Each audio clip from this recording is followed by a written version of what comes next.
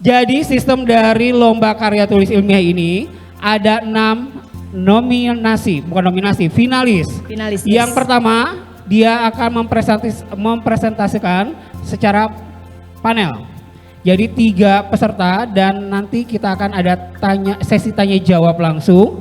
Yang peserta pertama adalah Sri Nur Lestari Indah Septiani Triabadi dari Rumah Sakit Tingkat 2 Dr. Sujono Magelang dengan judul Identifikasi Drug Related Problem Gagal Ginjal Kronik dengan Komorbid Hipertensi pada klien yang mengalami hemodialisa.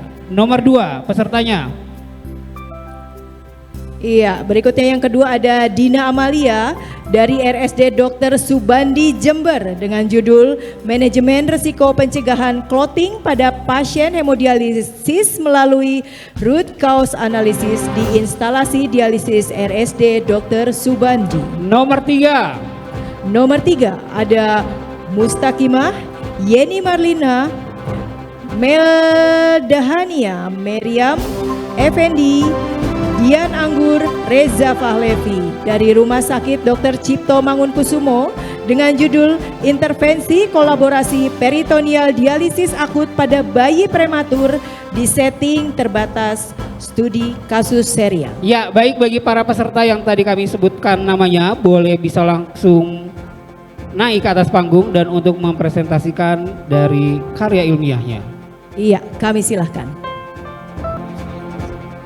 Iya, baiklah para hadirin sekalian, kita saksikan peserta pertama kita untuk mempresentasikan karya ilmiahnya kepada Ibu Sri Nur Lestari Indah Septiani Triabadi. Kami silakan. Terima kasih atas kesempatan yang diberikan kepada saya. Assalamualaikum warahmatullahi wabarakatuh. Waalaikumsalam warahmatullahi wabarakatuh. Sudah sore, mungkin kurang semangat ya. Saya ulangi sekali lagi. Assalamualaikum warahmatullahi wabarakatuh. Selamat sore, salam sejahtera bagi kita semua. Terima kasih yang terhormat Dewan Juri pada Lomba Karya Ilmiah pada sore hari ini. Yang kami hormati seluruh peserta Pertemuan Ilmiah Tahunan Nasional ke-31 Ikatan Perawat Dialisis Indonesia Badung 2023 pada sore hari. Terima kasih, saya akan mempresentasikan karya ilmiah saya, yaitu karya tulis ilmiah saya tentang identifikasi drug related problem gagal ginjal kronik dengan komorbid hipertensi pada klien yang menjalani hemodialisis di RSD Dr. Sujono Magelang. Baik, nama saya Sri Nur Lestari, saya berasal dari RSD Dr. Sujono Magelang. Latar belakang, saya mengambil penelitian tentang DRP ini adalah gagal ginjal kronik adalah penurunan fungsi ginjal secara bertahap dan tidak dapat sembuh kembali sehingga tidak dapat memelihara keseimbangan cairan dan elektrolit yang menyebabkan peningkatan urium dan ketidakmampuan untuk memelihara metabolisme dalam tubuh. Berdasarkan data dari WHO, di dunia terdapat 1/10 penduduk di dunia yang menderita penyakit gagal ginjal kronik ini dan 5 sampai 10 juta pasien meninggal setiap tahunnya.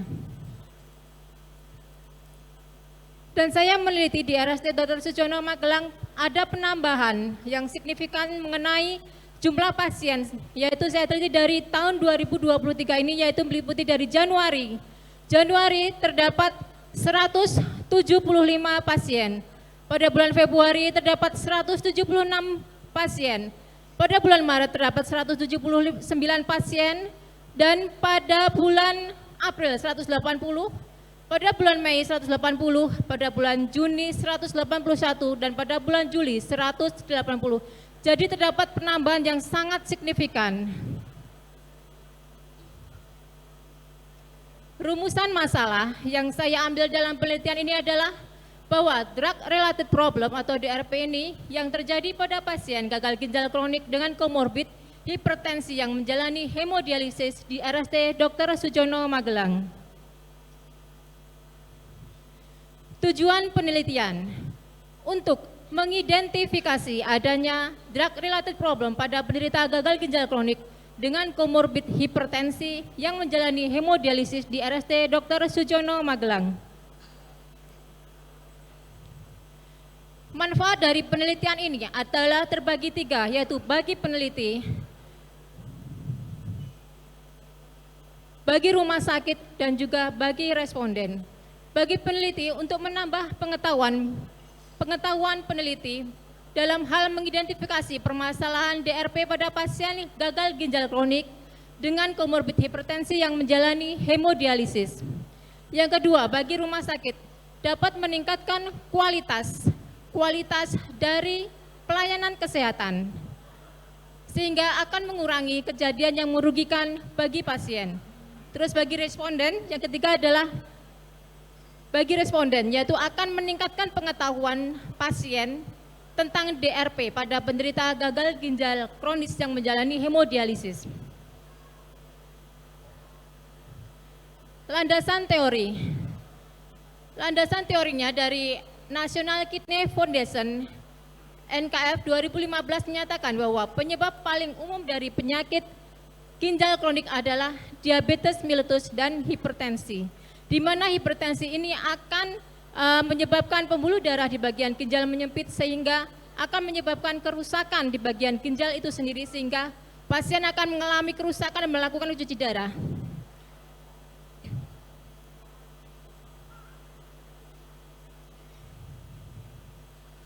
Dari tabel klasifikasi drug related problem dari Pharmaceutical Care Network Europe 2019 ada bagian dan domain primer. Dari bagiannya itu masalah efektivitas pengobatan, keamanan pengobatan, pemilihan obat, bentuk obat, pemilihan dosis, durasi, dan pengobatan.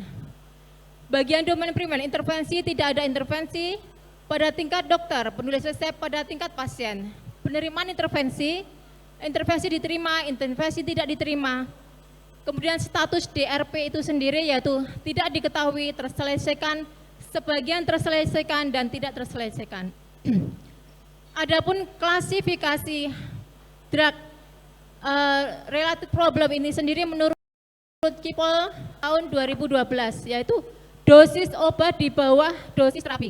Nah ini yang banyak terjadi di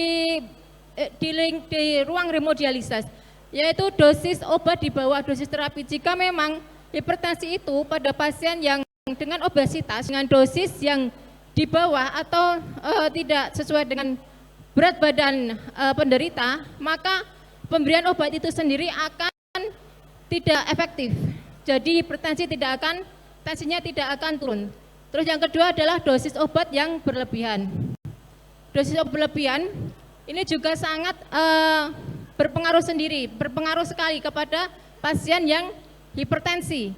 Kenapa demikian? Karena apabila pasien itu misalnya tensi hanya sekitar 140, 150 diberikan dengan pemberian kalsium blocker yang dengan dosis tinggi, maka nanti penurunan tensinya akan sangat drastis sekali.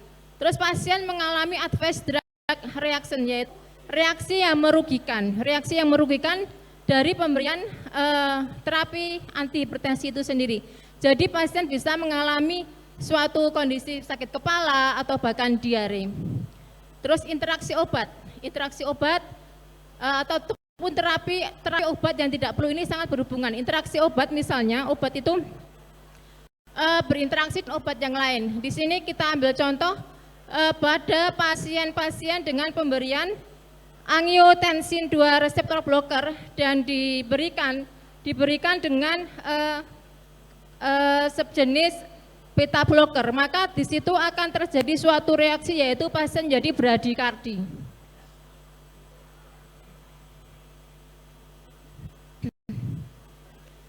Yang seterusnya adalah membutuhkan terapi obat tambahan. Terapi obat tambahan ini kita juga bisa berkolaborasi dengan dokter. Obat tidak efektif sehingga diperlukan obat lain. Ini juga bisa kolaborasi dengan dokter untuk pemberian obat yang bisa saling menunjang. Terus yang selanjutnya itu ketidakpatuhan pasien dalam meminum obat. Ini hal yang sangat banyak terjadi di rumah sakit. Karena apa? Karena ketidakpatuhan pasien dalam meminum obat untuk kelanjutannya akan mempengaruhi dalam proses hemodialisis. Jadi hipertensi yang dialami pasien dalam proses hemodialisis, misalnya tensi lebih dari 200 untuk sistolnya, maka kan akan menghambat proses dialisis itu sendiri. Lah ini kalau misalnya pasiennya tidak memahami maka tidak bisa dilakukan hemodialisis.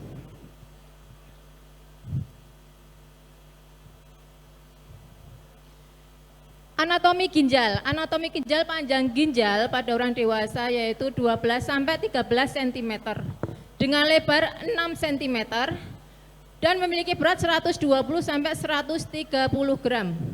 Ginjal memiliki permukaan anterior dan posterior, kutub alas dan kutub atas dan kutub bawah berbentuk konveks di pinggir medialnya. Bentuknya konkav dikarenakan adanya hilus. Fisiologi ginjal. Basri, waktunya 1 menit lagi. Siap.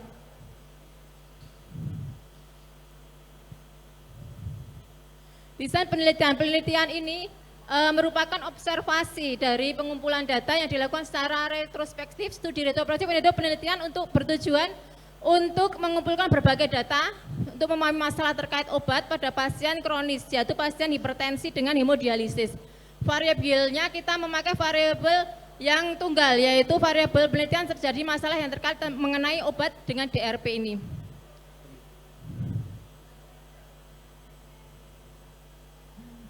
Ini tabel profil sampel ya, yang mempengaruhi untuk hipertensi, yaitu mengenai jenis kelamin, rentang umur, pendidikan, lama HD dan frekuensi HD. Ini sangat mempengaruhi untuk pasien-pasien yang hipertensi. Sebagai contoh yaitu pada lamanya HD yang dilakukan oleh pasien yang kurang dari 12 bulan biasanya akan sangat meningkatkan DRPS ini. Iya, kepada Ibu Dina Amalia dari RSUD Suhandi Jember, RSD Dr. Suhandi Jember. Terima kasih. Assalamualaikum warahmatullahi wabarakatuh. Mohon izin Bapak Ibu juri, tak kenal maka tak sayang, biar sayang kita kenalan. Ya. Perkenalkan, nama saya Dina Amalia, saya dari Rumah Sakit Daerah Dr. Subandi Jember, Jawa Timur, Bapak Ibu. Hidup Jember, ya. Yang belum pernah main ke Jember, monggo main ke Jember, di sana banyak pantai-pantai bagus di Jember. Baik, terima kasih atas kesempatannya. Di sini saya ingin menyampaikan terkait karya ilmiah saya yang berjudul Manajemen Risiko Pencegahan Clotting dalam Proses Hemodialisis melalui Root Cause Analysis. Seperti yang kita tahu, hemodialisis adalah suatu prosedur membuang zat-zat toksik yang ada di dalam tubuh pasien yang mengalami kerusakan ginjal dengan bantuan dialiser atau ginjal buatan.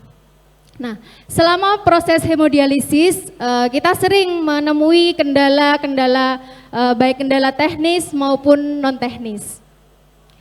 Di sini peran perawat penting dalam memonitoring, baik monitoring pasien, monitoring mesin maupun monitoring dalam sirkuit darah. Nah, di sini perawat melakukan manajemen risiko untuk mencegah berbagai kendala-kendala yang mungkin terjadi selama proses hemodialisis. Manajemen risiko terdiri dari risiko klinis maupun non klinis. Dan salah satu risiko klinis yang dapat terjadi dalam proses hemodialisis yaitu kejadian clotting atau pembekuan darah dalam sirkuit darah di dalam proses hemodialisis.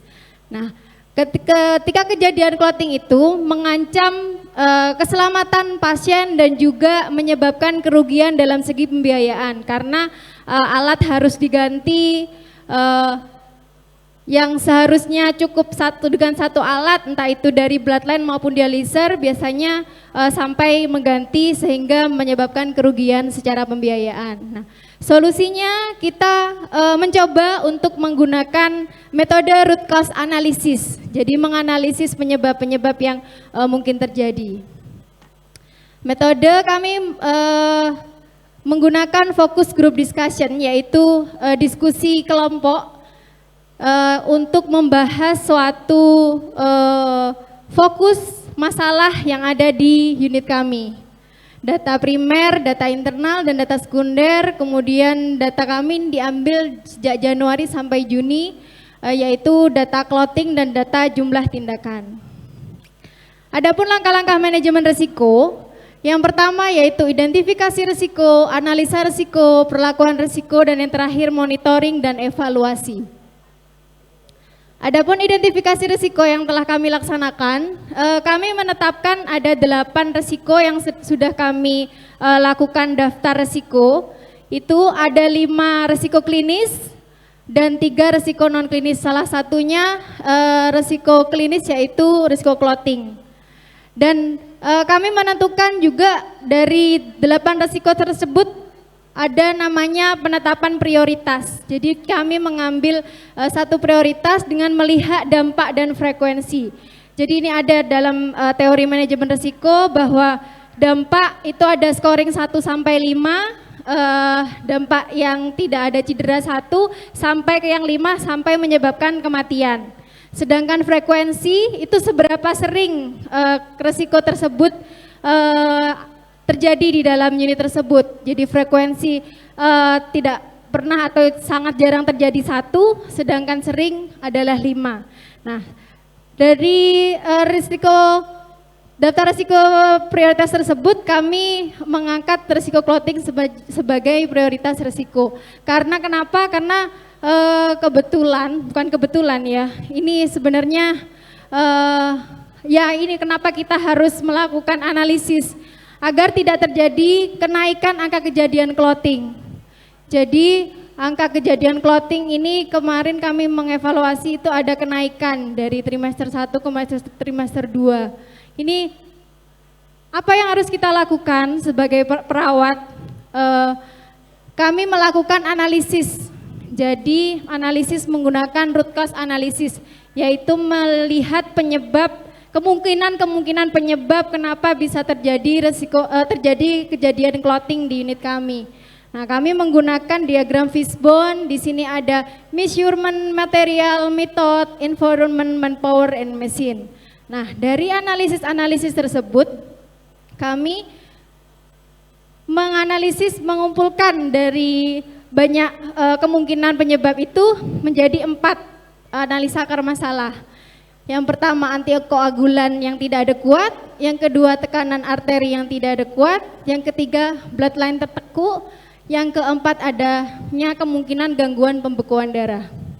Nah, dari 4 tadi kami melakukan strategi. Jadi penyebab yang pertama antikoagulan yang tidak ada kuat, strateginya yaitu mengevaluasi kenapa tidak ada kuatnya di mananya. Nah, kami mengevaluasi yang pertama dari SPO.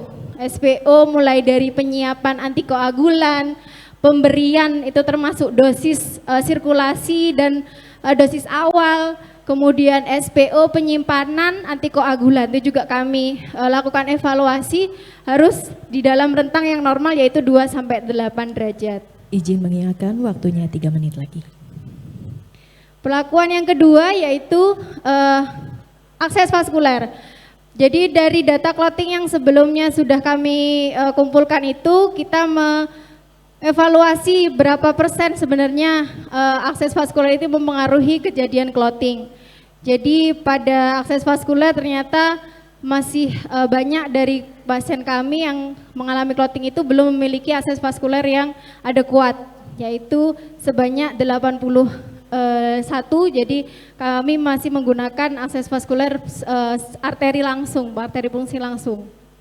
Kemudian strategi yang ketiga yaitu data bloodline terteku, dan yang terakhir yaitu gangguan pembekuan darah atau kadar Hb.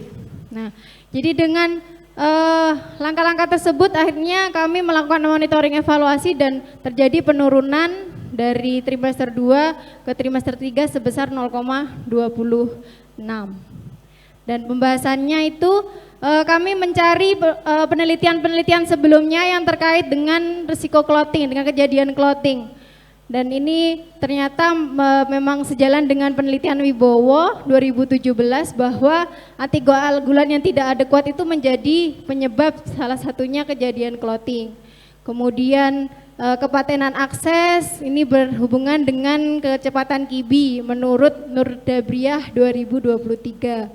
Kemudian kejadian clotting akibat bloodline tertekuk, kemudian akibat hemoglobin yang tinggi juga bisa meningkatkan resiko clotting. Kesimpulannya, manajemen risiko melalui root cause analysis dapat menurunkan risiko kejadian clotting karena faktor risiko dilakukan analisis. Jadi tidak hanya dari kita menyalahkan satu sisi aja, tapi kita mengevaluasi sistem, menganalisis faktor-faktor apa saja yang mungkin terjadi untuk terjadinya kejadian risiko clotting. Dan sarannya pada penelitian ini masih terdapat banyak keterbatasan karena memang hanya mengambil data dari Januari sampai Juni, kemudian analisis faktor penyebab ini juga bisa dikembangkan karena setiap unit itu penyebabnya bisa saja berbeda.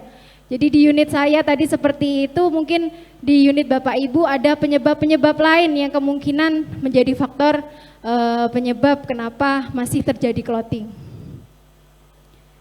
Ini dokumentasi kegiatan, jadi fokus group discussion, kemudian kami juga, jadi proses penyiapan antikoagulan ini kami dilakukan di instalasi farmasi, kami sampai mengecek ke sana untuk pemantauan suhu, apakah sesuai dengan SPO, itu kami lakukan evaluasi. Terima kasih. Demikian dari saya, mohon maaf apabila ada kurangan. Terima kasih. Wassalamualaikum warahmatullahi wabarakatuh. Waalaikumsalam. Terima kasih Mbak Dina. Alhamdulillah waktunya tepat 10 menit. Boleh kasih tepuk tangan yang meriah untuk Mbak Dina dari RSD Dr. Subandi Jember. Penampil berikutnya yaitu Ibu Mustakimah dari Rumah Sakit Dr. Cipto Mangunkusumo dengan judul Intervensi Kolaborasi Peritoneal Dialisis Akut pada Bayi Prematur di Setting Terbatas Studi Kasus Serial. Kepada Ibu Mustakimah, waktunya 10 menit. Baik, Assalamualaikum warahmatullahi wabarakatuh. Kami dari tim dialisis anak RSCM ingin memaparkan terkait dengan case series kami yang berjudul Intervensi Kolaborasi Peritoneal Dialisis Akut pada Bayi Prematur di Setting Terbatas Studi Kasus Serial.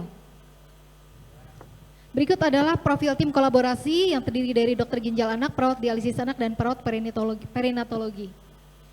Kemudian latar belakangnya, AKI sering terjadi di ruang perawatan intensif neonatal yaitu NICU dengan tingkat kejadian berkisar antara 8 hingga 24%. Neonatus yang mengalami AKI menghadapi resiko tinggi kematian dengan angka kematian berkisar antara 4,5 sampai 78%. Prevalensi AKI di antara bayi BBLR atau bayi dengan berat lahir rendah diperkirakan mencapai sekitar 56%. Dan sekitar 18% dari kejadian AKI pada bayi baru lahir yang mengalami BBLR disebabkan oleh hipoperfusi ginjal dan iskemia, baik dengan ataupun tanpa adanya shock septic. Dan PD akut menjadi pilihan penting dalam upaya menyelamatkan nyawa bayi prematur dengan AKI yang semakin banyak kejadian kelahirannya. Kemudian penerapan terapi pengganti ginjal pada bayi prematur tidak mudah dilakukan karena alat ini belum tersedia di rumah sakit di seluruh Indonesia. Namun kami dengan case series ini melakukan inovasi bagaimana kami menerapkan peritoneal dialisis akut pada bayi prematur. Metodologi yang kami gunakan adalah studi kasus serial terhadap 3 bayi baru lahir secara prematur. Kemudian data dievaluasi mencakup informasi demografi seperti usia, jenis kelamin, berat badan, riwayat medis pasien, penyebab AKI, kemudian resepnya, durasi PD, kemudian detail seputar prosedur yang dilakukan serta hasil pasca prosedur, data labnya, hasil klinis, outcome, dan asuhan keperawatan yang diberikan. Nah, kemudian pasien yang terlibat ini adalah pasien yang dilahirkan secara prematur yang memiliki kondisi AKI.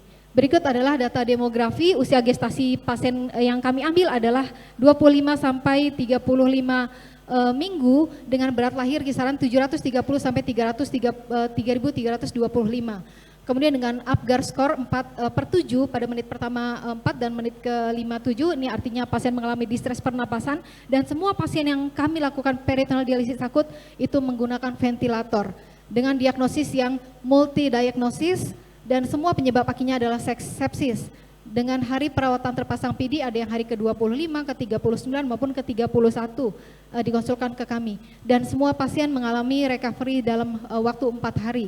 Konsentrasi cairan dialisat yang digunakan 2,5% dengan dosis rentang 10 sampai 30 cc per kilogram berat badan, 8 sampai 12 siklus, serta ada komplikasi saat PD yaitu catheter displacement, dan outcome-nya ada 2 pasien yang hidup dan 1 pasien yang meninggal. Berikut adalah data penunjang kasus bayi 1. Kita lihat di hari pemasangan PD, di hari ke-5 ya, kita lihat perbandingan dengan di hari kedua, itu pasien mengalami AKI dan terjadi penurunan yang signifikan pada ureumnya. Kemudian kreatinin mengalami perbaikan dan laju filtrasi ginjal mengalami peningkatan, dan kaliumnya juga mengalami perbaikan, serta prokalsitonin sebagai salah satu marker infeksi mengalami perbaikan, dan diuresisa mengalami perbaikan. Begitu juga pada pasien kasus kedua mengalami kondisi yang sama, mengalami perbaikan pada indikator yang kami ukur, dan kasus bayi ketiga juga sama, tapi sayangnya pada kasus bayi ketiga mengalami keterlambatan konsul ke kami. Jadi pasiennya mengalami AKI udah sebulan baru dikonsulkan ke kami, sehingga pada saat hari kedua pemasangan peritoneal dialisis akut pasiennya meninggal. Tapi dilihat di sini peritoneal dialisis akut tetap memberikan dampak yang positif dengan meningkatnya laju filtrasi ginjal dari 4,95 menjadi 10, dan diuresisa juga mengalami perbaikan. Ini gambaran tentang pemasangan PD akut ya pada bayi prematur di ruang perinatologi. Ini di sini bisa kita evaluasi adanya komplikasi pada PD, yaitu ada displacement catheter pada bayi kasus 1 dan 2. Pada kasus 3 kami belajar bahwa teknik fiksasi itu sangat menentukan keberhasilan PD akut pada bayi prematur. Bayi ketiga kasusnya itu tidak terjadi displacement karena kami sudah berinovasi melakukan teknik pemasangan yang sesuai. Nah, ini adalah rangkaian PD standar yang belum tersedia di Indonesia, kemudian rangkaian PD modifikasi dengan alat terbatas, tapi kami bisa tetap melakukannya. Kemudian simpulannya, rentang usia gestasi pada bayi ini adalah 25 sampai 36 minggu dengan berat badan lahir 730 sampai 3.325 dan semuanya menggunakan ventilator. Ketiga bayi ini mengalami masalah yang sama yang kami angkat, yaitu hipervolemia, resiko ketidakseimbangan elektrolit dan gangguan ventilasi spontan. Dan tindakan keperawatan prioritas yang kami lakukan adalah manajemen hipervolemia, pemantauan cairan dan elektrolit, serta dukungan ventilasi sesuai dengan masalah keperawatan yang kami angkat. Nah, intervensi kolaborasi utama yang kami lakukan pada 3 bayi ini adalah melakukan renal replacement terapi berupa peritoneal dialisis akut. Dan ada 2 kasus komplikasi PD, yaitu displacement catheter yang dapat diatasi dengan reposisi. Kesimpulannya, peningkatan fungsi ginjal mulai terlihat pada hari kedua pemasangan PD, ditandai dengan adanya diuresis, penurunan ureum sebesar 16-24% dan peningkatan laju filtrasi ginjal sebesar 50-54%, serta penurunan kalium. Dan peningkatan yang signifikan terlihat pada hari keempat. Dan kendala yang kami hadapi adalah keterbatasan rangkaian PD, namun kita bisa atasi dengan melakukan modifikasi rangkaian PD dengan alat yang tersedia di RSCM. Dan kolaborasi dengan tim kesehatan sangat penting untuk meningkatkan kualitas asuhan yang diberikan kepada pasien-pasien. Saran kami adalah perlu pembekalan pada perawat perinatologi bagaimana melakukan perawatan bayi dengan peritoneal dialisis. Keterampilan modifikasi rangkaian PD terlihat sederhana tapi tidak sesederhana yang dibayangkan, karena alat ini kami rangkai dengan sedemikian rupa hingga bisa digunakan dengan memperhatikan aspek sterilitas. Kemudian penting untuk pemasangan PD secara dini hingga meningkatkan outcome yang baik. Dan ada 1 bayi yang mengalami operasi intraabdomen, namun itu ternyata bukan merupakan kontraindikasi mutlak untuk dilakukan pemasangan PD. Dan keterlambatan penanganan AKI akan memperburuk keluaran pasien. Dan yang terakhir adalah positioning, itu penting sekali untuk mencegah displacement catheter. Baik, ini adalah referensi yang kami gunakan. Demikian yang dapat kami sampaikan. Atas perhatiannya kami ucapkan terima kasih. Wassalamualaikum warahmatullahi wabarakatuh. Baik, selanjutnya adalah sesi diskusi. Kami persilakan untuk para juri memberikan pertanyaan dan dijawab oleh para panelis kita. Waktunya 15 menit, disilakan. Assalamualaikum warahmatullahi wabarakatuh. Ya, kami ucapkan selamat kepada finalis. Luar biasa ya penyajiannya. Dari sudut pandang yang berbeda, dari kasus yang berbeda, luar biasa sekali. Untuk kesempatan yang pertama barangkali akan kami berikan kepada Prof dulu untuk memberikan pertanyaan. Ya, salah satu pertanyaan saja atau salah satu ya?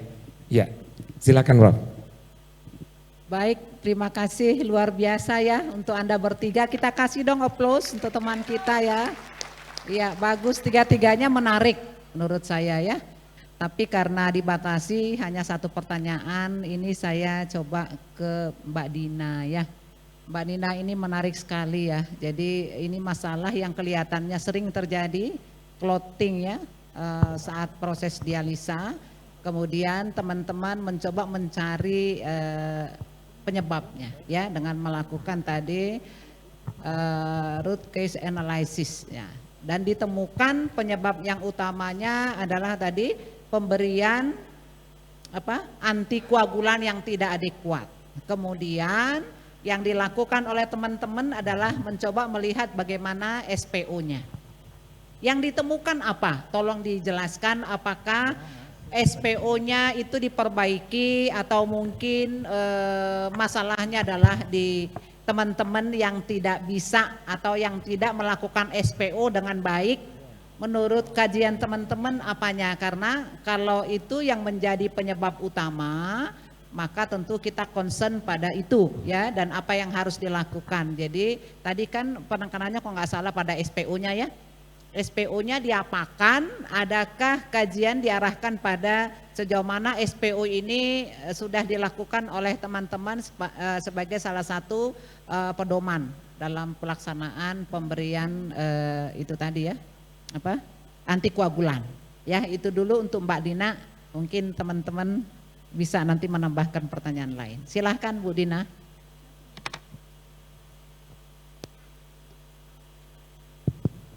Baik, terima kasih Prof untuk pertanyaannya. Jadi tadi untuk sebenarnya penekanannya bukan ke antikoagulan saja. Jadi semua penyebab kami lakukan evaluasi, karena tadi kan ada antikoagulan, ada tekanan akses vaskuler, kemudian kejadian bloodline terteku, itu juga merupakan penyebab terjadinya clotting.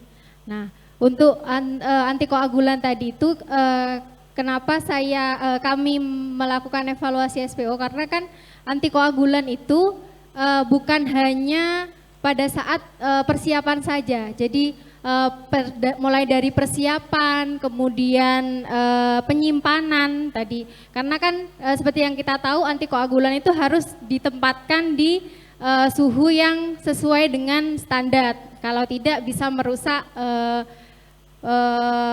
komposisi dari antikoagulan tersebut. Jadi untuk antikoagulan tadi memang kami melakukan evaluasi tentang SPO, tapi untuk bukan menjadi yang utama. Jadi tetap kami melakukan evaluasi yang lain, termasuk akses vaskuler, karena kebetulan di tempat kami itu memang belum 100% memakai akses vaskuler permanen.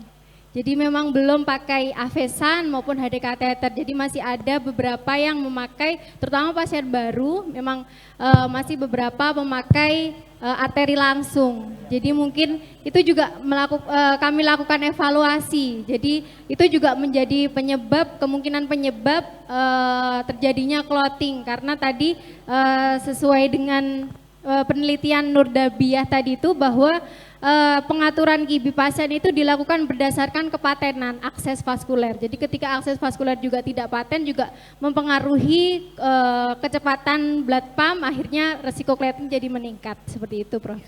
Baik, terima kasih. Tadi kalau untuk kajian SPO-nya, SPO apa?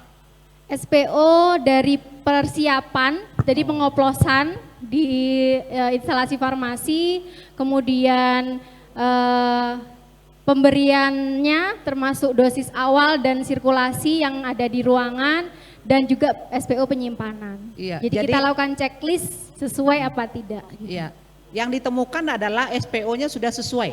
Sesuai. Oh, sesuai. Iya. Lalu kemudian apa yang menjadi concern teman-teman kalau tadi dari SPO-nya ternyata sesuai gitu ya?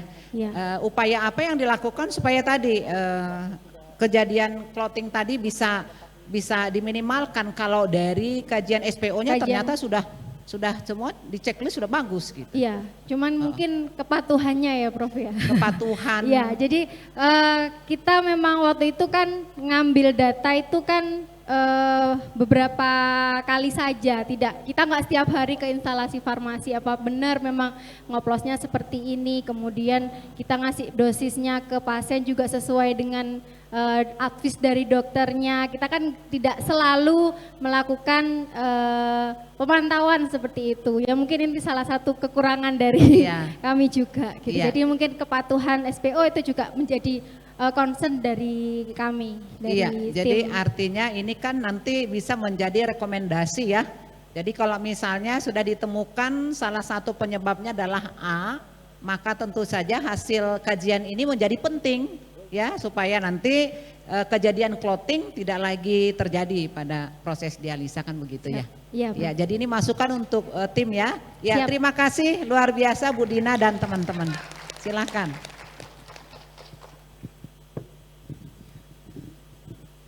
Baik, terima kasih.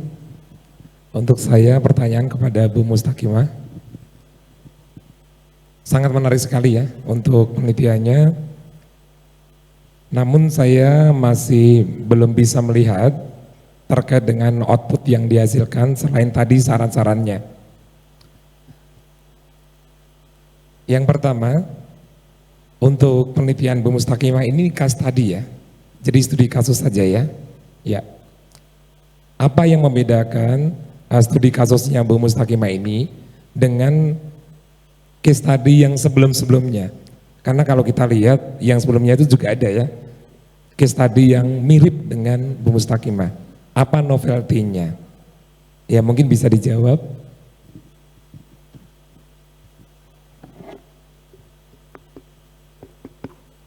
Baik, terima kasih atas pertanyaannya Pak.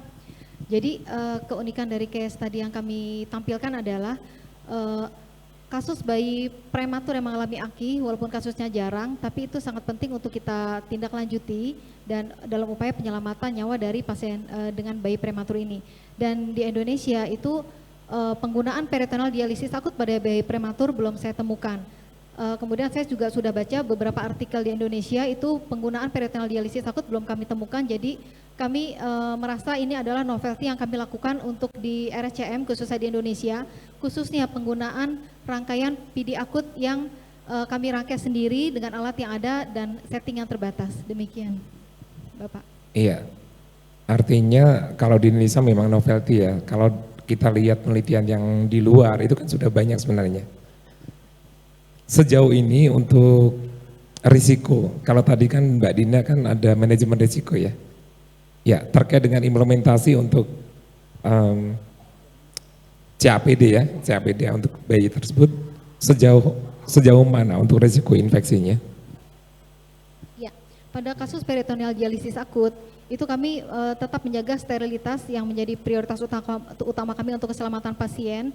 Kemudian yang kedua adalah karena ini pasien peritoneal dialisis akut, jadi selama fase melakukan peritoneal dialisis yang sekitar paling lama itu seminggu, kami tidak menemukan adanya kejadian infeksi pada peritoneal dialisis, kecuali tadi ada catheter displacement.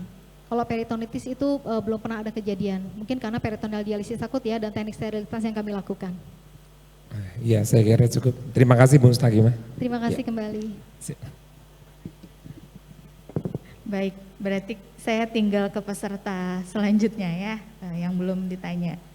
Ada Bu Sri ya, Bu Sri. Oh, nama kita sama Bu.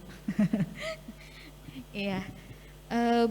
Bu Sri meneliti tentang drug related problem pada pasien hipertensi ya, dengan comorbid hipertensi. Nah, yang sejauh ini yang Ibu lihat itu dari drug related problem ini apa? Coba bisa diulangi lagi tadi hasilnya, outcome-nya apa? Siap, penelitian. terima kasih. Untuk yang saya teliti yaitu mengenai DRP ini, itu kebanyakan pasien-pasien hipertensi yang ada di unit dialisis kami, itu beraneka ragam kasusnya. Dari hipertensi itu karena memang tensi beliaunya tinggi, dari hipertensi itu karena dia kelebihan cairan. Yang saya fokuskan di sini yaitu hipertensi karena dia memang tensi tinggi bukan karena kelebihan cairan. Nah, pasien tersebut mendapatkan terapi-terapi nyun sewu dari dokter. Itu ada yang mendapatkan seperti, maaf nyun sewu menyebut merek boleh? Seperti amlodipin, nifedipin, klonidin, dan juga ada yang mendapatkan beta blocker sejenis bisoprolol. Terus ada yang mendapatkan CaCO3 dengan dikombinasi dengan furosemid. Lah, saya tertarik untuk meneliti untuk efeknya ke pasien. Itu saya kaji 62 pasien. Saya teliti ada yang ini mendapatkan furosemid, dia dikombinasi dengan CaCO3 mendapatkan secara bersamaan. Itu saya amati untuk jangka kedepannya itu berpengaruh dengan tulangnya. Jadi saya teliti ini furosemid ini kan dia efeknya akan membersihkan, di samping menurunkan tensi, dia akan secara intens membersihkan seluruh urium, kreatinin, dan termasuk juga kalsium karbonat yang ada di tulang melalui pembuluh darah dengan terdialisis. Untuk dampak ke depannya, si pasien tersebut dia akan mengalami gangguan tulang. Jadi bisa nyeri tulang, nyeri sendi, ada yang nyeri sebelah sini itu karena efek dari pemberian furosemid dan CaCO3 secara bersamaan. Ini ada pasien yang seperti itu karena beliaunya tensinya cenderung 220, 240. Jadi dikombinasi dengan furosemid karena dengan obat oral saja beliaunya tidak turun. Itu yang pertama. Terus ada lagi pemberian klonidin bersama bisoprolol yang bersamaan. Nah, itu untuk klonidin itu sendiri sebenarnya bagus untuk hipertensi, tapi karena dikombinasi dengan bisoprolol maka akan mengakibatkan si pasien bradikardi, dan itu juga terjadi seperti itu. Jadi penelitian saya tonjolkan ke intens seperti itu. Terus saya juga meneliti golongan seperti irbesartan, kandesartan, itu sebenarnya tidak boleh diberikan pasien-pasien yang melakukan dialisis. Karena apa? Karena itu akan terdialisis. Terdialisis artinya tidak ada efektivitas yang bermakna pada pasien seperti itu. Yang dianjurkan golongan-golongan seperti golongan kalsium kanal blocker, yaitu seperti amlodipin, nifedipin, itu bagus sekali untuk pasien pasien hipertensi dengan menjalankan hemodialisis ini. Begitu Ibu petunjuk. Baik. Ya, kenapa saya bertanya karena tadi Ibu tidak sempat menjelaskan ya karena waktunya habis. Mohon maaf itu yang terakhir sebenarnya betul. itu gongnya Ibu, tapi karena gongnya. waktunya saya alhamdulillah bisa gongnya. menjelaskan di sesi ini. Terima kasih Ibu. Iya, baik. Nah, yang ingin saya tanyakan sebenarnya cakupan DRP ini apa Bu? Sehingga nanti ada kaitannya dengan kriteria inklusi dari respondennya penelitian Ibu ya. Kriteria, Iya, kriteria betul. untuk kita mengambil DRP ini ya, ada dua kriteria, inklusi dan onklusi. Ya, kita mengambil yang inklusi Ibu. Jadi DRP ini kita ambil dari pasien-pasien dengan hipertensi karena dia memiliki riwayat hipertensi ya, riwayat hipertensi dengan berbagai macam obat yang dia minum dan juga berbagai macam kondisi seperti yang mempengaruhi yaitu interval dia untuk HD, terus berapa lama dia sudah melakukan HD ini, itu yang paling banyak yang kurang dari 12 bulan Ibu. Jadi yang berpengaruh sekali yaitu antara usia, terus interval, terus kalau jenis kelamin tidak mempengaruhi, kalau pendidikan juga, dari pendidikan SD, SMP atau SMA sarjana itu kita yang mengalami DRP ini kebanyakan yang berpendidikan jauh yang masih SD atau tidak bersekolah. Jadi yang potensial untuk terjadinya DRP ini untuk ruang lingkup yang pendidikannya rendah, terus untuk yang melakukan HD kurang dari 12 bulan itu paling banyak sekali terjadi DRP ini. Itu karakteristik inklusi yang kita pakai. Petunjuk Ibu. Ya, jadi ketika kita mau meneliti itu kan berarti Ibu tentang DRP tadi. Berarti Ya, Ibu siap. harus paham dulu DRP itu tentang apa, kemudian cakupannya apa gitu ya, sehingga nanti keluar ke kriteria inklusi di respondennya Siap. Ibu gitu ya. Saya hanya ingin memastikan bahwa pasien-pasien yang diteliti itu sesuai dengan cakupan tersebut gitu Bu. Karena Siap. tadi Ibu menyebutkan banyak sekali obat dan setiap pasien mungkin berbeda-beda gitu mengkonsumsi obatnya. Siap, gitu siap, ya. Ibu. Oke. Siap, terima kasih Ibu. Iya. Dan satu lagi terakhir Bu, kira-kira kenapa perawat harus meneliti tentang ini dan manfaatnya apa yang bisa dilaksanakan oleh teman-teman di masing-masing unitnya dari Siap. penelitian Ibu? Oke, siap.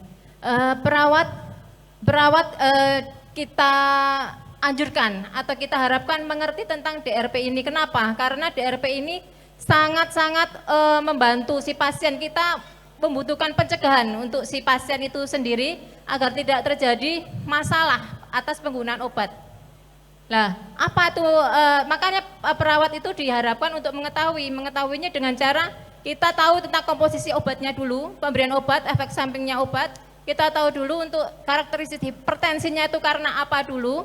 Misalnya karena memang dia overload atau karena memang hipertensi yang sudah didapat, itu kita harus tahu kedepannya untuk pemberian obat-obatan. Kalau tenaga medis atau perawat tahu, itu nanti tidak akan terjadi sesuatu yang merugikan pada si pasien itu sendiri untuk kedepannya, sehingga kita bisa melakukan perawatan ke pasien yang melakukan hemodialisis secara berkualitas. Selain berkualitas juga berkuantitas, Ibu. Begitu. Baik, terima kasih. Iya, beri aplaus dong untuk ketiga finalis dan dewan juri. Bapak Ibu semuanya, kita akan melanjutkan ke sesi kedua, yaitu 3 finalis sesi kedua. Ya, sekali lagi tepuk tangan dong untuk ketiga finalis terakhir dari Fitnas ke-31.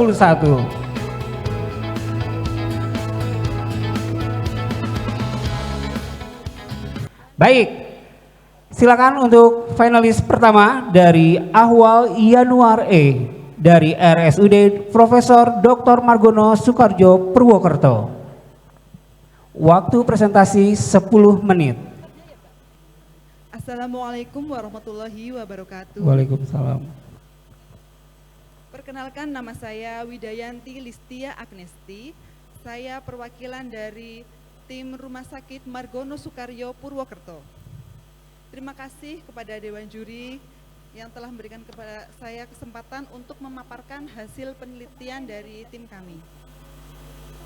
Hasil penelitian tim kami berjudul Efektivitas Modifikasi Multiple Single Cannulation Technique atau MAS terhadap resiko perkembangan grade aneurisma AV fistul brachialis pada pasien hemodialisis rutin di RSUD Profesor Dr. Margono Soekarjo Purwokerto. Latar belakang dari penelitian kami, yaitu kami lakukan pada pasien hemodialisis rutin yang menggunakan akses vaskuler permanen AV fistul brachialis yang dilakukan kanulasi terus-menerus dengan teknik yang berbeda-beda. Menurut staf tahun 2021, teknik kanulasi yang berubah-ubah atau berbeda-beda tidak dianjurkan karena beresiko terjadi komplikasi aneurisme dan perdarahan. Aneurisme menurut Young terdiri dari 5 grade, yaitu tipe A, tipe 2B, tipe 2A, tipe 2B, kemudian tipe 3A dan tipe 4 atau kompleks. Berdasarkan referensi yang kami dapatkan, prevalensi aneurisme AV fistul sebanyak 6-51% dan sekitar 66% menjadi tipe 2B atau punuk unta. Kemudian menurut Rajput tahun 2013, studi 89 pasien dengan aneurisme tipe 2B paling banyak terjadi di area brachialis, yaitu sebesar 57%. Kemudian menurut Christoph, insiden aneurisme AV fistul adalah 0,04 kasus per 1000 orang per hari. Kami melakukan studi pendahuluan pada bulan Juni tahun 2022 kepada sebanyak 33 pasien yang mengalami grade 3B, yaitu sebanyak 18 pasien. Berdasarkan studi pendahuluan kami tentang faktor-faktor yang mempengaruhi aneurisme, didapatkan faktor-faktor yang mempengaruhinya adalah jarak kanulasi, teknik kanulasi, dan tekanan darah. Oleh karena itu, kami melakukan inovasi teknik kanulasi dengan memodifikasi teknik dari Peralta, yaitu multiple single cannulation atau MAS, yang bertujuan untuk mengurangi resiko perkembangan aneurisme. Kemudian tujuan penelitian ini adalah mengetahui efektivitas modifikasi multiple single cannulation teknik MAS terhadap perkembangan grade aneurisma pada AV fistul brachialis pasien CKD yang menjalani hemodialisis rutin di rumah sakit kami. Selanjutnya, nah ini Bapak Ibu, gambaran teknik modifikasi MAS. Teknik modifikasi MAS ini bisa dipakai di area brachialis dan juga bisa dipakai di area radialis. Ya. Yang menggambarkan pembuluh darah ini adalah kita pakai di area brachialis. Yang pertama kita lakukan adalah kita menentukan 3 titik inlet dan 3 titik outlet. Kita beri nomor 1, 2, 3 itu inlet dan 4, 5, 6 itu outlet.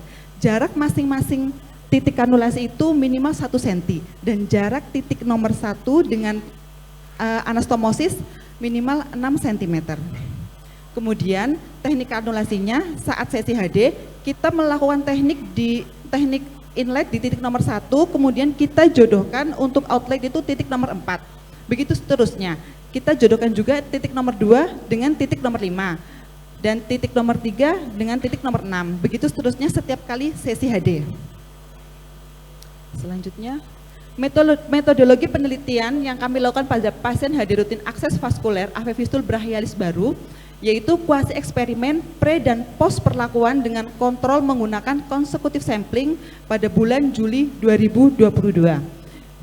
Kemudian kita bagi menjadi 2 kelompok, yaitu kelompok intervensi yang menggunakan teknik modifikasi MAS dan kelompok kontrol yang menggunakan kanulasi non-MAS. Kita lakukan kanulasi tersebut dan kita pantau setiap bulannya dan dievaluasi setelah 6 bulan. Mohon izin waktunya 2 menit lagi.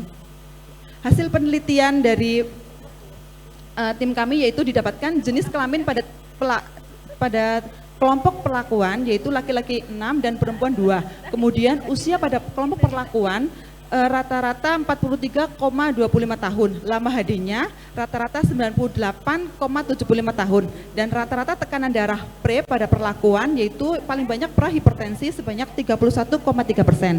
Sedangkan rata-rata tekanan darah pos pada kelompok perlakuan yaitu paling banyak terdapat pada tingkat 1 sebanyak 25% dan riwayat penyakit keseluruhannya yaitu hipertensi.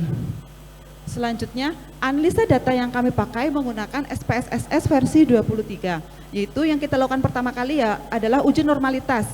Uji normalitas kita memakai uji Safirovic, didapatkan angka di bawah 0,05 yang artinya data tidak terdistribusi dengan normal. Kemudian kita lakukan uji Wilcoxon. Nah, uji Wilcoxon ini kita mendapatkan angka signifikansi juga di bawah 0,05 yang berarti ada perbedaan ke arah atau perubahan ke arah positif.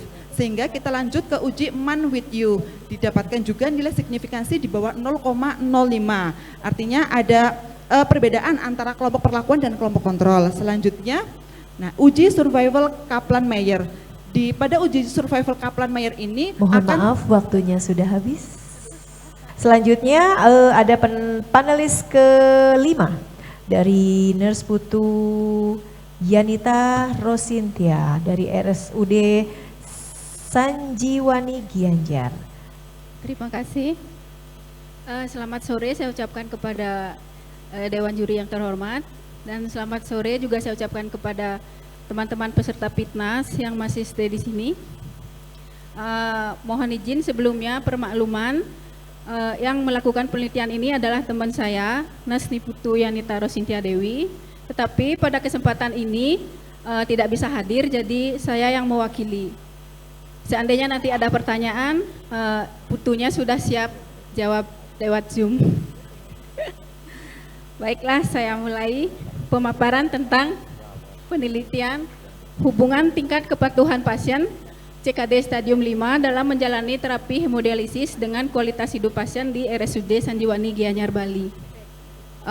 Dimulai dari bab 1 pendahuluan. Latar belakang dilakukan penelitian ini yaitu CKD saat ini telah menjadi suatu masalah kesehatan di dunia. Menurut WHO, CKD berkontribusi pada beban penyakit dunia dengan angka kematian sebesar 850.000 jiwa per tahun. Di Indonesia, CKD menjadi salah satu penyakit yang masuk dalam 10 besar penyakit kronik. Terdapat 200.000 kasus baru PKK stadium akhir.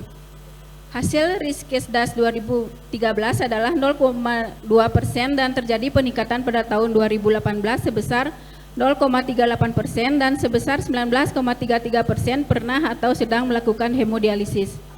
Hasil Riskesdas Provinsi Bali pada tahun 2018, prevalensi gagal ginjal kronis sebesar 0,44% dan proporsi HD sebesar 37,04%. Data pasien CKD yang dirawat di RSUD Sanjiwani Gianyar pada tahun 2021 dilaporkan rata-rata sebanyak 150 kasus. Sedangkan pada tahun 2022 rata-rata sebanyak 151 kasus. Ini data dari rekam medis RSUD Sanjiwani Gianyar. HD merupakan salah satu pilihan terapi pada pasien CKD stadium 5. Kepatuhan penderita gagal ginjal kronik dalam menjalani program terapi HD merupakan hal yang penting. Pasien akan kehilangan kebebasan karena berbagai aturan dan sangat bergantung kepada tenaga kesehatan. Kondisi ini mengakibatkan pasien tidak produktif, pendapatan akan semakin menurun atau bahkan hilang sehingga pengaruh kualitas hidup. Hasil penelitian Alfarisi dan Malia tahun 2019 menunjukkan bahwa 61% pasien yang menjalani HD mempersepsikan kualitas hidupnya pada tingkat rendah, dengan kondisi fisik merasa kelelahan, kesakitan, dan sering gelisah. Pada kondisi psikologis pasien tidak memiliki motivasi untuk sembuh. Berdasarkan data dari RM RSUD Sanjiwani dilaporkan pasien CKD stadium 5 yang menjalani HD pada tahun 2022 rata-rata sebanyak 151 kasus. Dan pada tahun 2023 dalam 3 bulan terakhir didapatkan pada bulan Februari sebanyak 149 orang, Maret sebanyak 150 orang, April sebanyak 151 orang. Studi pendahuluan dilakukan pada bulan April tahun 2023, yaitu 10 orang pasien CKD stadium 5 yang menjalani HD, 4 orang yang mengatakan rutin menjalani HD sesuai jadwal dan mengikuti diet yang disarankan dokter, dan 6 orang yang kadang-kadang tidak rutin menjalani HD sesuai jadwal dan mengikuti diet yang disarankan dokter. 10 orang tersebut, 7 orang yang mengatakan kurang bahagia setelah menderita gagal ginjal dan harus menjalani HD, dan 3 orang yang menyatakan masih semangat dan berharap dengan HD hidupnya semakin baik. Rumusan masalah yang didapat yaitu 1. Bagaimana tingkat kepatuhan pasien CKD stadium 5 dalam menjalani terapi HD di RSUD Sanjiwani Gianyar. 2. Bagaimana kualitas hidup pasien CKD stadium 5 di RSUD Sanjiwani Gianyar. 3. Bagaimana hubungan tingkat kepatuhan pasien CKD stadium 5 dalam menjalani terapi HD dengan kualitas hidup pasien di RSUD Sanjiwani Gianyar. Mohon izin, waktunya 3 menit lagi.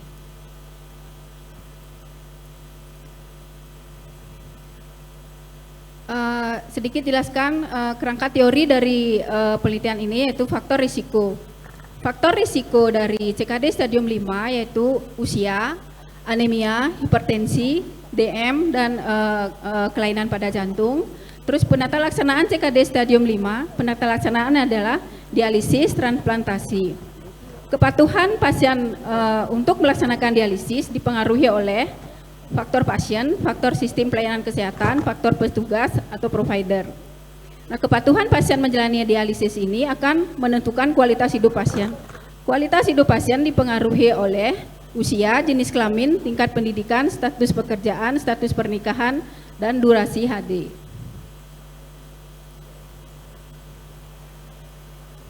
Rancangan penelitian, jenis penelitian kuantitatif, rancangan penelitian korelasi, pendekatan cross-seksional. Populasi dan sampel. Populasi semua pasien CKD stadium 5 yang menjalani HD di RSUD Sanjiwani Gianyar yaitu sebanyak 151 orang, dengan sampel pasien CKD stadium 5 yang menjalani HD di RSUD Sanjiwani Gianyar 110 orang. Teknik sampling yang dipakai adalah purposive sampling. Tempat penelitian, tempat yang telah digunakan pada penelitian ini adalah ruang HD RSUD Sanjiwani Gianyar. Waktu penelitian ini telah dilakukan selama 1 bulan yaitu pada April 2023. Alat pengumpulan data pakai instrumen penelitiannya. Instrumen yang digunakan pada penelitian ini adalah the End-Stage Renal Disease Adherence Questionnaire.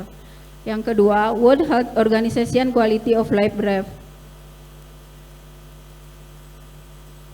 Rencana analisis data, analisis univariat yaitu distribusi frekuensi, analisis bivariat, uji Spearman Rao. Gambaran umum lokasi penelitian. Penelitian dilaksanakan di RSUD Sanjiwani Gianyar yang merupakan salah satu rumah sakit kelas B pendidikan dan 4 rumah sakit pemerintah yang ada di Bali Timur yang terletak tepat di tengah-tengah kota Kabupaten Gianyar. Pengumpulan data pada penelitian ini dilakukan di ruang HD RSUD Sanjiwani Gianyar yang merupakan salah satu unit pelayanan rawat khusus menjalani pasien dengan tindakan hemodialisis. Karakteristik responden meliputi data demografi yaitu terdiri dari jenis kelamin, umur, tingkat pendidikan, status perkawinan, pekerjaan, lama menjalani HD. Hasil analisis variabel penelitian, tingkat kepatuhan pasien CKD stadium 5 dalam menjalani. Maaf, waktunya sudah habis. Terima kasih. Terima kasih. Kami lanjutkan dengan panelis ketiga kepada Ibu Tiara Sasdewanti dari RSUP Dr. Sarjito dengan judul Perbandingan Keefektifan Kompres Hangat dan Kompres Dingin terhadap skor nyeri saat kanulasi avesan pasien gagal ginjal kronis yang menjalani hemodialisis di RSUP Dr. Sarjito. Kami persilakan. Assalamualaikum warahmatullahi wabarakatuh. Dewan juri yang terhormat dan teman-teman yang berbahagia, perkenalkan, nama saya Tiara Sasdewanti. Saya berasal dari RSUP Dr. Sarjito, Yogyakarta. Pada sore hari ini, saya akan menyampaikan karya ilmiah saya yang berjudul Perbandingan Keefektifan Kompres Hangat dan Kompres Dingin terhadap skor nyeri saat kanulasi avesan pasien gagal ginjal kronis yang menjalani hemodialisa di RSUP Dr. Sarjito.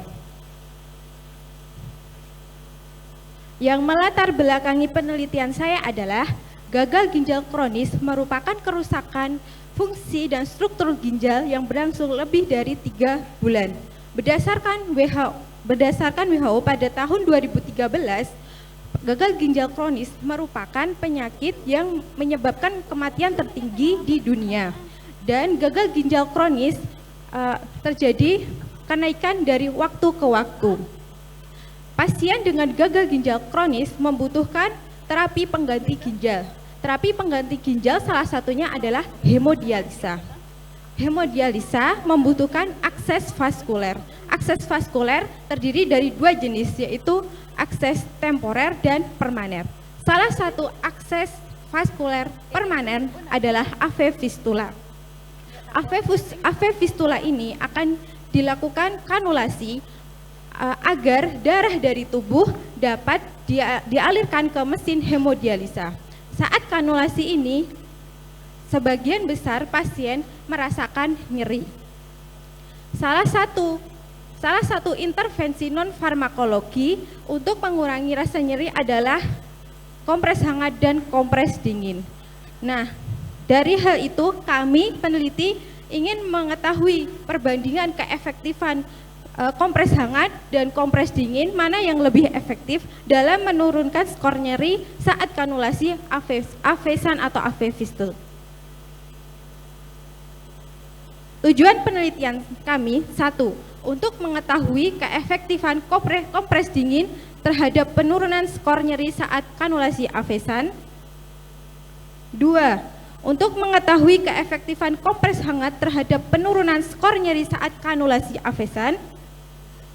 Yang ketiga, untuk mengetahui perbandingan keefektifan kompres hangat dan kompres dingin dalam mengurangi nyeri saat kanulasi avesan. Metode penelitian, jenis penelitian yang pada penelitian kami adalah kuantitatif dengan jenis kuasi eksperimen.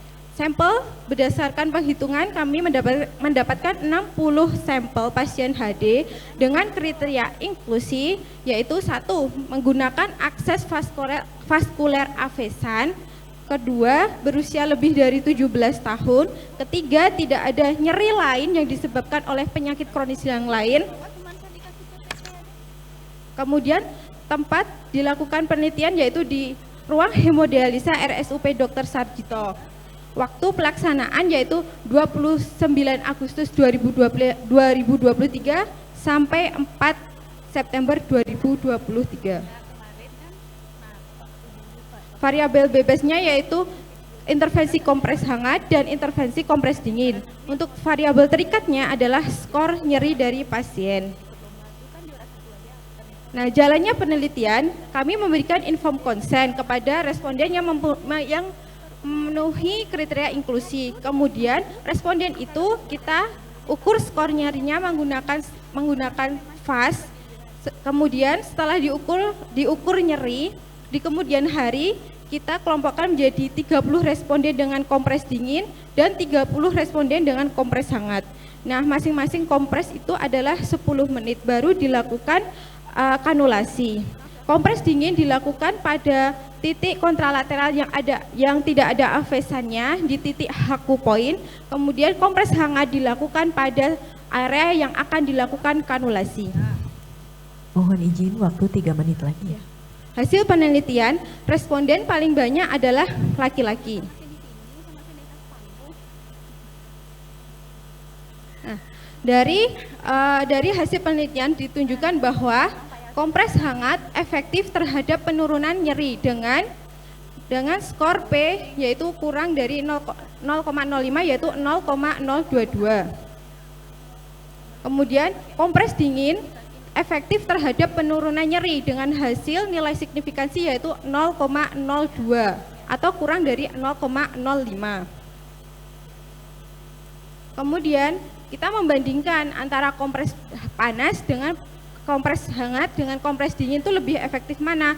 Ternyata tidak ada perbedaan dengan nilai P 0,805. Artinya kompres hangat dan kompres dingin sama-sama efektif dalam menurunkan skor nyeri saat kanulasi avesan pada pasien hemodialisa.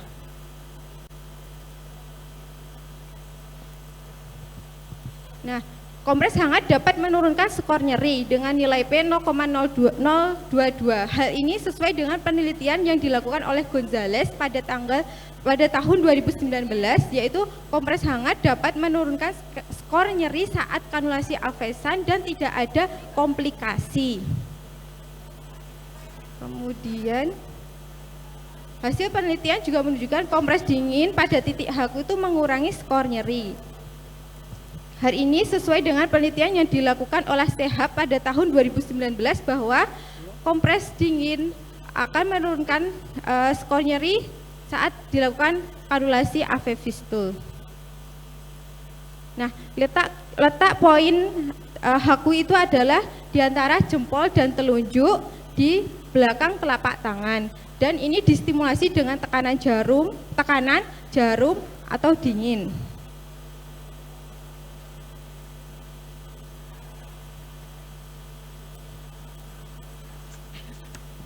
Nah, rangsangan pada titik Hoku atau L14 itu dapat mengaktifasi hipotalamus dan kelenjar pituitari untuk melepaskan zat peptida opioid endogen yang ini akan menyebabkan relaksasi.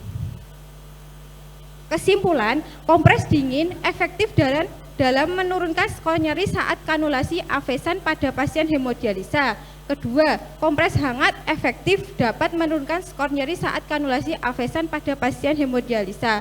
Yang ketiga, intervensi kompres hangat dan kompres dingin memiliki nilai keefektifan yang sama dalam menurunkan skor nyeri saat kanulasi avesan. Dan ini daftar pustaka yang saya gunakan. Sekian dari saya. Assalamualaikum warahmatullahi wabarakatuh. Waalaikumsalam warahmatullahi wabarakatuh. Terima kasih Mbak Tiara, tepat waktunya. Saya ke yang terakhir aja mungkin ya, ke Ibu Tiara. Tadi hasil penelitiannya menyatakan bahwa kompres hangat dan dingin ini sama gitu ya, memiliki efek yang sama-sama efektif terhadap penurunan nyeri pada pasien gitu ya. Nah, apakah selama intervensi yang kemarin diberikan muncul resiko-resiko lain misalnya terkait dengan pembengkakan dan lain-lain mengingat dengan kompres hangat itu bisa menyebabkan vasodilatasi ya Bu ya. Oke, apakah itu ditemukan pada saat penelitian atau tidak? Ya, terima kasih atas pertanyaannya. Selama dilakukan intervensi tidak ada komplikasi yang ditemukan. Nah, tadi sebenarnya ada 4 kriteria inklusi. Satu saya lupa menyebutkan. Yang satu itu tidak ada alergi perubahan suhu Bu, seperti itu. Jadi kita tanya apakah ada alergi dingin atau alergi perubahan suhu seperti itu. Terus kemudian selama penelitian tidak ditemukan komplikasi untuk intervensi kompres hangat dan kompres dingin. Iya, terima kasih. Dewan juri yang kedua. Ya baik, terima kasih. Saya tanya yang keempat ya, panelis keempat. Tadi belum selesai ya untuk, ya mungkin disampaikan saja bagaimana hasil penelitiannya dan mungkin barangkali bermanfaat untuk teman-teman. Silakan. Terima kasih Bapak atas pertanyaannya. Jadi kesimpulan dari penelitian kami selama kami memakai teknik modifikasi MAS, yaitu bahwa teknik modifikasi MAS ini dapat mencegah perkembangan resiko aneurisme pada pemakaian AV fistula brachialis baru selama 6 bulan Bapak. Seperti itu. Jadi disarankan ya untuk melakukan teknik seperti itu.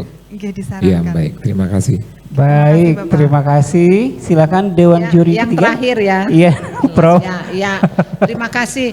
Kira-kira apa manfaatnya ini untuk nurse? Penelitiannya? Memberi manfaat apa untuk kita perawat? Untuk Anda di unit hemodialisa, kalau tingkat kepatuhan ini ternyata berhubungan dengan kualitas hidup pasien. Kira-kira manfaat apa yang kita bisa dapatkan? Silakan finalis yang di tengah mungkin yang tengah, menjawab. ya, yang tengah. Yang tengah yang tadi kepatuhan, ya, oke. Yang dari Gianyar ya. Untuk tingkat kepatuhan pasien pada melakukan dialisis, itu akan sangat berpengaruh pada kualitas hidup pasien. Itu tujuan kami mendorong pasien untuk supaya meningkatkan kesadaran dirinya untuk mematuhi jadwal HD-nya supaya kualitas hidupnya lebih baik lagi. Dapat lebih baik walaupun dia menjalani dialisis, tapi kualitas hidupnya baik sehingga dia bisa melakukan pekerjaan sehari-harinya, artinya walaupun dia sakit tapi serasa seperti tidak sakit. Oke, bagus. Hasilnya memang ada hubungan? Ada. Oke, ya, terima kasih. Iya, beri tepuk tangan dong buat ketiga finalis terakhir dan ketiga Dewan Juri. Baik, untuk itu terima kasih kepada 3 finalis.